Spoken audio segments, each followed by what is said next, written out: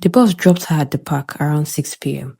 Dust everywhere, people shouting, "Students, students," as they carried luggages. She held her small Ghana must go tight to her chest. This was the first time leaving the village, first time entering the city, first time stepping into the future she only dreamt about. She kept whispering, "God, abeg, guide me." When she finally reached the hostel gate, her heart almost jumped out. Music was blasting from upstairs. Girls were taking pictures in front of the corridor lights like it was a studio. Wig glue smell mixed with food smell. She swallowed hard. Her room? 3 girls inside, all shining like morning sun. Long straight hair, fixed nails, lashes that could sweep the floor. And the biggest shock, the latest iPhone. Not one, not two, all of them. She stood at the door, hugging her bag, feeling like she entered another world. They looked at her small Infinix. They laughed. "New girl, welcome, oh. Drop your load there."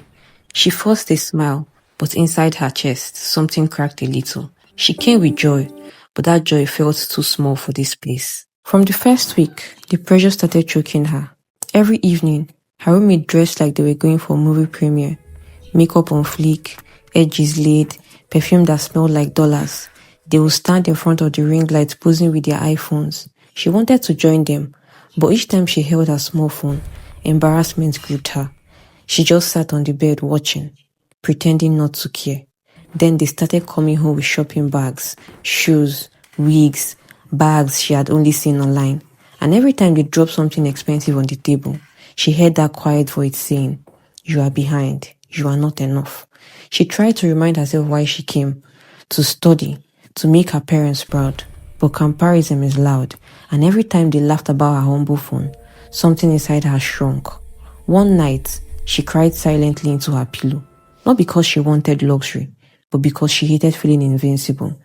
She didn't know that this was the beginning of her temptation. It happened on a Thursday night. They were all getting ready to go out again, lashes shaking, perfume everywhere. She finally gathered courage and said, "Girls, I beg, how na they do all these things? I want to shine small too." Silence, then slow smiles, not friendly smiles, the kind that felt like they were waiting for her to ask. The leader of the room, Onome, crossed her legs and said, "If you want level up, we will show you the ring." "The ring?" she asked. "Once you join us, your life will change, money go flow, you go upgrade sharp. The others giggled like it was an inside joke. Her heart beat fast. She remembered her mother telling her, "Don't rush life, don't let city deceive you." But shame was louder than wisdom, and the desire to fit in was stronger than her fear. So she nodded slowly. They exchanged glances, the kind that should have warned her, but she ignored it, because sometimes pressure blinds you before danger even shows. They told her they were going for a meeting. She thought it was a normal hookup, something small. But the moment she entered the apartment, her spirit scattered. The room was dark, candles arranged in circles, strange symbols on the wall, and a tall man dressed in red, chanting like he was calling spirits from the ground. She froze. What is this?" she whispered. Onoma held her shoulder tight. "No shout, just relax. Now small ritual, after this, money go start." Her legs turned to water. She tried to step back, but 2 other girls blocked the door. The man kept chanting louder, eyes fixed on her like she was already chosen. Suddenly, the truth hit her chest like a blow.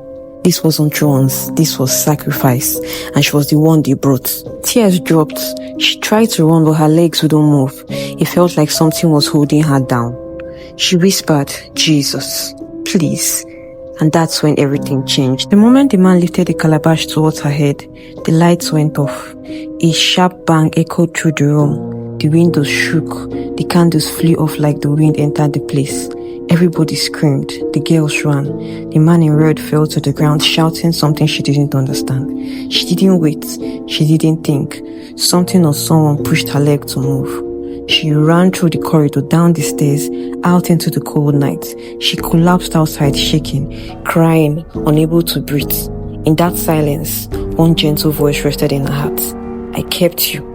Leave this place before it destroys you." The next morning, she packed her bag. No explanation, no goodbye. She left that hostel with nothing except her life. She went back to her small phone, and for the first time, she was grateful, because that small phone didn't cost her her destiny. Contentment saved her, but God rescued her.